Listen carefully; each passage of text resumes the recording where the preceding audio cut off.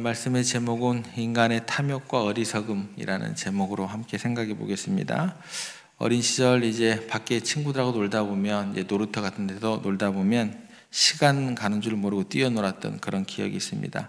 그러다 보면 이제 놀이터가 너무 좋아서 집으로 돌아가야 되는데 돌아가고는 시간이 되었는데도 돌아가지 않는 것처럼 오늘 비유에 나오는 그 농부들을 보면은 주인의 포도원이 이제 너무나 좋았던 것 같아요. 그곳에서 떠나고 싶지 않았던 그런 매혹적인 놀이터와 같은 어떤 심정으로 그들의 마음들이 바뀌지 않았나.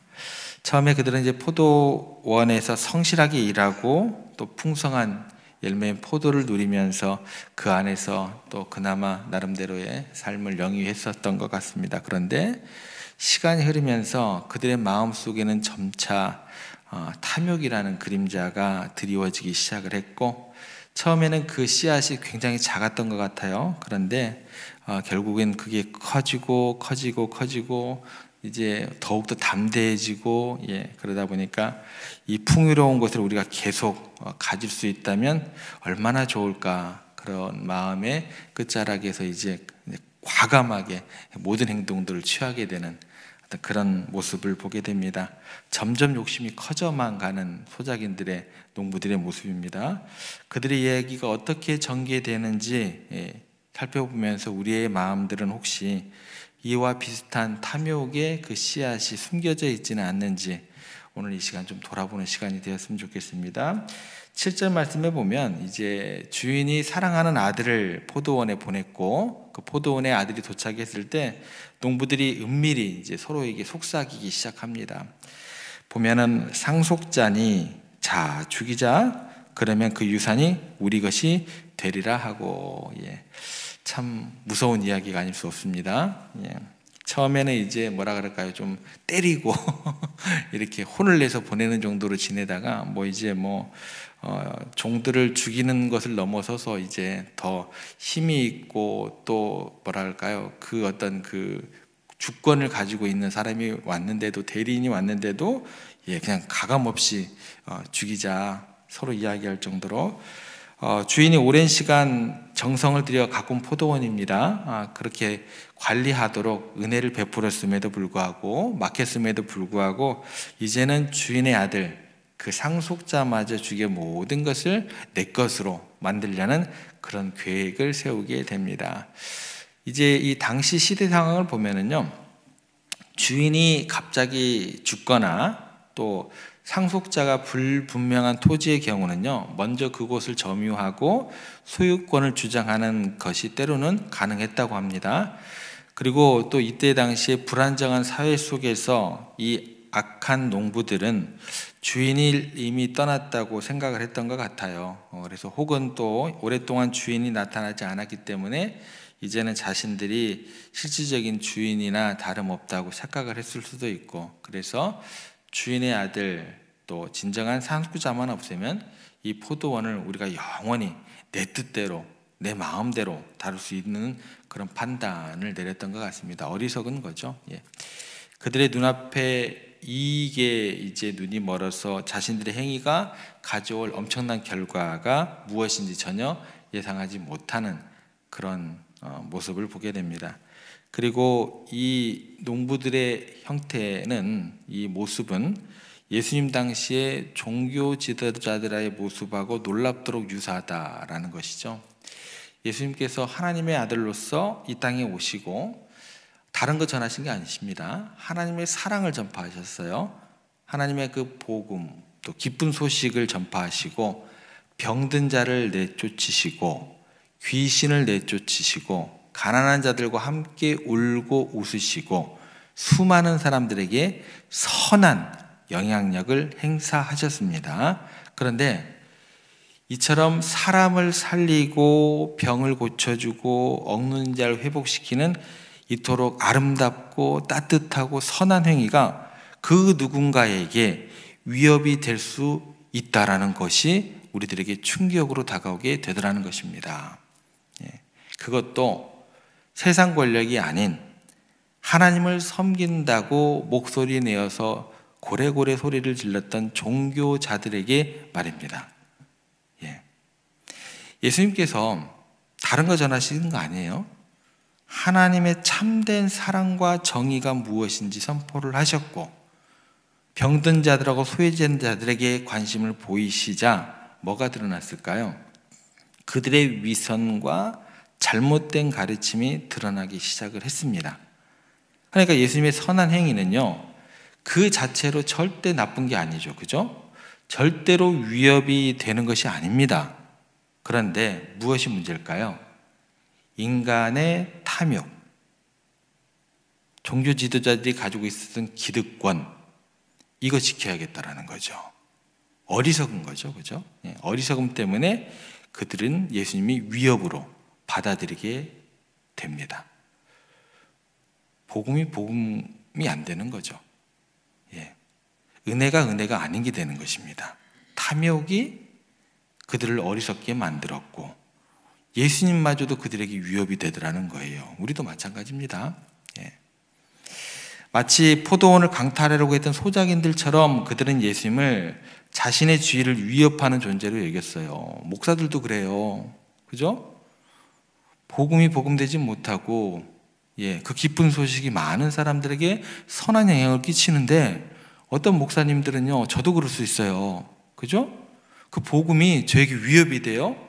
예수님이 저에게 위협이 될 수 있어요. 성경 말씀이 제게 하등이 기쁜 소식이 아닐 수가 있는 거예요. 내 이익을 위해서는요, 하나님의 아들마저 죽일 수 있는 제가 그럴 수 있다는 거예요. 그들의 무서운 속셈이 이 비유 속에 그대로 드러나게 되어 있다는 거예요. 저도 두려워요. 제가 그러지는 않을까. 인간의 탐욕이라는 것은요, 철저하게 사람들의 눈을 멀게 하고 하나님의 진리마저 거부하게 만드는 무서운 힘을 가지고 있습니다. 그래서 결국 소작인들이 그 악한 행동을 귀로 속닥속닥 하다가 아유, 그러면 안 돼. 우리가 그래도 하나님의 사람들인데 말이야. 우리가 하나님께 부름을 받아서 그래도 하나님을 예배하기 위해 성도들 그렇게 이끄는 사람들인데 말이야. 그렇게 하고 얘기를 하고 포기를 했을까요? 8절 말씀에 보면 속닥속닥 이야기를 하다가 이전에 종들도 죽여본 경험이 있는데 거짓말 하나쯤이야 그렇게 실행이 옮기죠. 8절 말씀에 보면 이에 잡아 죽여 포도원 밖에 내던지느니라. 그들은 이제 주인의 아들을 붙잡고 무자비하게 살해하고 심지어 그의 시신을 존중함도 없죠. 그죠? 포도원 밖으로 내던져 버렸다라는 것입니다. 참으로 참혹하고 비통한 광경이 아닐 수 없다라는 것입니다. 자신들에게 모든 것을 위임했던 주인의 그 은혜는 철저히 잊어버리고 또 배신을 해서 또 결과는 뭐예요? 끔찍한 살인이라는 그런 결과로 이어지게 됩니다. 성경 주석가들은요, 아들의 시선이 포도원 밖으로 던져졌다는 이 사실에 굉장히 주목을 하게 됩니다. 그래서 예수님께서 하나님의 아들이심에도 불구하고 예루살렘 성 밖에서 십자가에 못 박혀 돌아가신 것을 예표한다라고 이야기를 합니다. 그러니까 예수님께서 하나님의 독생자로서 이 땅에 오셨지만 당시 종교자들의 그 모함과 또 백성들의 외명 속에서 가장 수치스럽고 고통스러운 십자가형을 당하시게 되었다라는 그 예표가 된다라는 것이죠. 그리고 포도원 안에서 죽임을 당했으나 밖에 버려지는 그 아들의 모습은 하나님의 아들이면서 철저하게 거부당하고 버림받으신 예수님의 고난을 생각나게 하는 비유다라고 이야기를 하게 됩니다. 그러면 이제 이런 생각으로 이어지게 됩니다. 이 비유 속에 나오는 농부들의 이야기하고 또 거기에 정확하게 일치하게 되는 종교 지도자들의 이야기를 먼 과거의 이야기로 우리가 치부할 수 있을까요? 라는 질문으로 들어가게 됩니다. 그렇지 않죠. 우리 역시 우리 자신의 욕심으로 인해서 하나님의 것을 가볍게 여기거나 또 하나님의 뜻을 따르는 데 있어서 어려움을 느끼는 순간은 없는지 우리를 돌아봐야 할 것입니다. 우리가 편안하게 쉬고 싶거나 개인적인 즐거움을 누리고 싶을 때 갑자기 교회에 봉사할 일이 생기고 내게 섬길 기회가 주어진다고 한다면 우리들은 어떤 마음이 들까요? 라는 질문을 하게 됩니다. 솔직히 솔직히 이런 마음이 들 수도 있어요. 왜 하필 지금이야? 내 소중한 시간을 방해받고 싶지 않은데 하는 마음이 들 수도 있다라는 거죠. 물론 우리가 우리의 시간을 갖는 것, 또 좋은 시간을 보내는 것 자연스러운 일입니다. 그런데 그 일이 하나님의 뜻을 행하거나 또 하나님께서 우리에게 맡겨주신 그 일을, 또 그 의무와 충돌을 할 때 우리는 어떤 것을 우선순위에 두고 살아가느냐 하는 문제와 직면하게 된다는 거예요. 마치 농부들이 포도원을 자신의 것으로 만들고 싶어 했던 것처럼 우리 또한 우리의 시간으로 생각을 하는 거죠. 하나님의 시간은 거기에는 영향을 못 미치게 되고 우리의 편안함을 추구하게 된다는 것이죠. 이걸 지나치게 중요하게 여긴 나머지 하나님의 뜻을 뒤로 미루는 것은 아닌지 우리가 조금은 경계해야 되지 않을까라는 생각을 하게 됩니다. 성경에서는요, 자신의 욕심을 앞세워서 하나님의 뜻을 저버린 인물들 이야기가 좀 많이 기록되어 있습니다. 예를 들어서 아브라함의 조카 롯은요, 풍요로운 소돔 땅을 먼저 선택했지만 그 땅에 가서 그 향락에 취해버렸어요. 물질적인 풍요에 취해버리게 됩니다. 그래서 눈이 멀어서 영적인 가치를 잃어버렸고 결국 탐욕으로 인해서 모든 것을 잃고 말았다라는 이야기가 등장하게 됩니다. 또 아간이라는 사람이 나옵니다. 이 아간은 여리고성 전투에서 하나님께서 모든 전리품을 바치라고 명령하셨음에도 불구하고 금은 보화와 아름다운 외투를 탐내어 숨겼다가 그가 죽임당한 것은 물론이고요, 그 한 사람의 잘못 때문에 어떤 일이 벌어지게 되냐면 이스라엘 공동체 전체가 엄청난 어려움을 겪게 됩니다. 그 작은 탐욕이 한 사람에게 위험을 빠뜨리는 것이 아니라 공동체 전체를 위기에 빠뜨렸다는 거예요. 또 하나 예를 들어볼까요? 사울왕입니다. 사울왕은 그저 그런 사람이 아니죠. 하나님의 택정함을 입은 기름 부은 사람이에요. 기름 부은 사람은 구약시대에 몇 안 돼요. 왕, 제사장, 선지자, 딱 이 부류예요. 나실인이죠. 그러니까 사울왕 역시 하나님의 명령을 어기고 아말렉 족속의 모든 것을 진멸하지 않고 좋은 짐승을 남겨놓고 내 왕국을 보존하는 욕심에 사로잡히게 되었다라는 거죠. 기름 부었던 사람이 말이죠. 그죠? 내 왕국을 더욱더 풍요롭게 하리라라는 거죠. 그래서 하나님의 명백한 명령을 불순종하는 어리석음을 범하게 됩니다. 그의 눈앞에 이익에 집착한 그런 결과적으로는 어떻게 돼요? 그 가문 전체가 하나님께 버림받는 결과로 이어지게 됩니다. 이게 신약 시대로 넘어오면 예수님께서는 이렇게까지 이제 비유로 말씀하세요.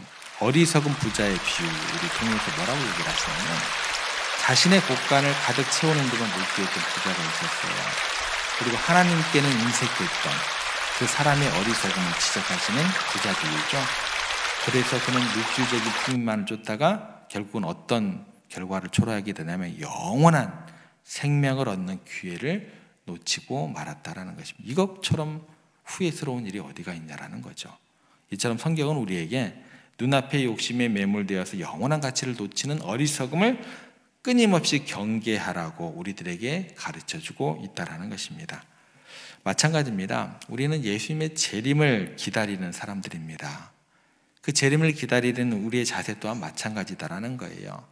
혹시 우리가 세운 계획이나 현재 누리고 있는 것들에 너무나 이렇게 애착을 가진 나머지 주님께서 다시 오심을 진심으로 사모하지 못하고 있지는 않은지 우리 스스로 돌아봐야 될 것입니다. 나는 아직 이루어야 할 것들이 많은데 뭐예요? 신약 성경에 보면 돈도 사야 하고 밭도 사야 하고 시집장가도 가야 되고 뭐 그런 예화도 나오잖아요. 그죠? 아직도 많은 것들을 누려야 하는데 지금 주님 오시면 안 돼라는 마음이 우리의 마음 중에 은연중에 이렇게 쌓여갈 수 있다라는 것입니다. 그래서 현재의 삶에 대한 그런 과도한 집착은 어쩌면 영원한 하나님 나라를 소망하는 마음을 희미하게 만들 수 있는 그런 원인이 될 수도 있습니다. 마치 농부들이 눈앞에 포도원의 마음을 빼앗겨 가지고 주인의 더 큰 그림, 즉 포도원의 진정한 의미와 가치를 보지 못했던 것처럼 말입니다. 우리는 철저하게 이 세상의 삶이 모든 것이 아니라 영원한 하나님의 나라를 바라보며 살아가야 할 그런 믿음의 백성임을 꼭 기억하시기 바랍니다. 이런 질문들은 항상 우리들 가운데요, 불편함으로 다가옵니다. 불편하지 않으면 그게 더 이상한 거예요. 불편할 수밖에 없습니다. 그러나 사랑하는 성도 여러분, 솔직하게 우리 자신을 바라보지 않으면요, 하나님의 말씀 앞에 우리 모습을 절대 비추어보지 않으면요, 우리는 절대 변하지 않습니다. 예. 항상 솔직하게 말씀 앞에, 하나님 앞에 우리 자신을 비추셔야 돼요. 다른 사람 비추지 마세요. 내가 변화되면 다른 사람도 변화되는 거예요. 예. 우리의 마음속에 숨겨진 탐욕과 어리석음을 발견하고 회개할 때 우리는 진정으로 하나님을 기쁘시게 하는 내가 되는 것이고, 그 모습 보고 다른 사람 도전받아서 나 아닌 다른 지체들도 그 길을 걸어갈 수 있게 된다라는 것 기억했으면 좋겠습니다. 우리가 오늘 생각했던 건 뭐죠? 우리 자신에게 주어져 있을 가능성, 탐욕과 어리석음, 이게 얼마나 안 좋은 결과를 초래하는지에 대해서 생각을 해봤습니다. 우리 자신의 욕망을 위해서 또 하나님의 아들까지 죽인 소작인들의 그 모습, 우리 안에 어두운 본성을 나타낼 수 있는 그런 하나님의, 또 예수님의 비유가 될 수 있습니다. 우리가 그래서 하나님의 은혜를 기억하면서 삶의 진정한 주인 되시는 하나님을 인정하고 우리의 모든 것을 하나님의 뜻에 따라 사용하는 삶을 살 수 있어야 한다라는 것입니다. 그래서 우리 자신의 욕심보다 먼저 하나님의 나라의 의를 구하면서 살아가면서 하나님께서 주시는 영원한 그 생명의 풍성한 은혜를 날마다 누리시는 여러분들과 제가 되기를 주님의 이름으로 간절히 부탁드립니다.